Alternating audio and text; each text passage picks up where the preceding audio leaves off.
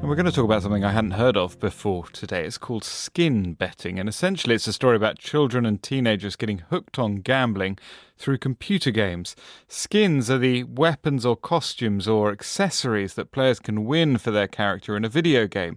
These can then be used to gamble on other sites, either for more valuable skins or for cash.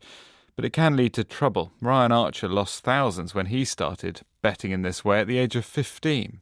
It's right in front of you. It's just a few clicks, quick profit, double the value of the inventory.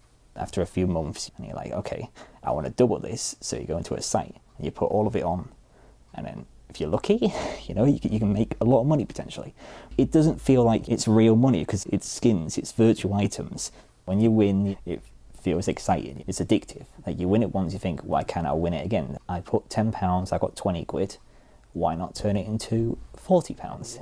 If I'm on this really lucky streak, you kind of want to keep going. When you lose, if I'm going to be honest, you don't really feel anything because it's not like you've lost 200 from your bank account. It's quite obvious it's aimed towards younger people. When I used one site, the only age protection thing was one pop-up saying, "Are you over 18? Yes, there you go. You can now spend as much money as you want."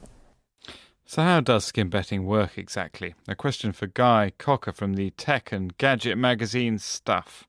Video game publishers soon figured out how to make more money from these releases by doing things called microtransactions and things that you can unlock in the game by just playing the game a lot, right? So they want to keep you playing that game. And so what they did was they allow you to unlock skins for your weapons and also for your camouflage gear, say if you're playing a kind of war game.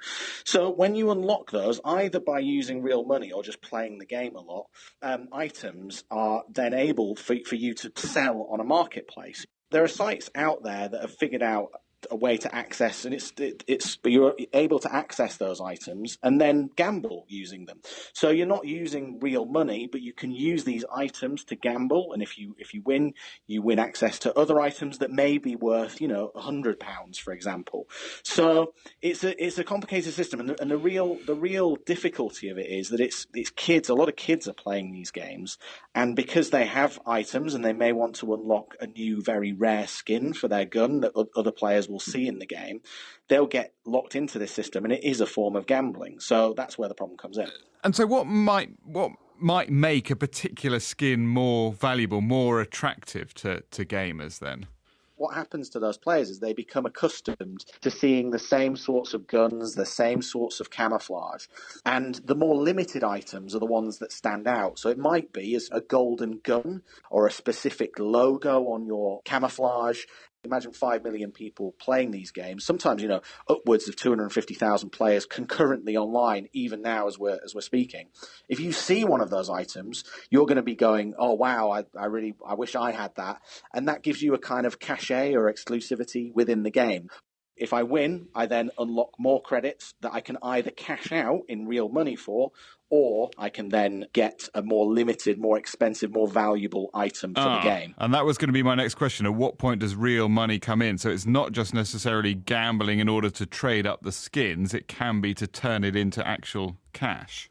Yeah, they act as a marketplace as well. So every skin for a gun or an item of clothing has a cash value attached to it. But, it's the same hook that traditional gambling and casinos have. It becomes a kind of compulsive loop. And the point is that these are people who are underage, who shouldn't be gambling, but it's a way of hooking them into gambling through these gaming sites. It's relatively easy to input my details and start gambling straight away. And who's running these third-party sites then? So in terms of the people that are running the third-party sites, they're not, as far as I could tell or see, licensed gambling sites. They tend to be located kind of offshore. Some have talked about Russia hosting quite a few of them. Yeah, and I think that's probably quite likely. And just one final thought: when you were playing them earlier, were you asked for your age at all at any point? I wasn't. No, I wasn't asked for my age. I was able to start get up and running very, very quickly, and I could see quite easily how it would become addictive. Guy Cocker of the tech magazine Stuff talking to me about skin betting and how some young people, teenagers, are getting hooked on gambling in that way. You're listening to NewsHour from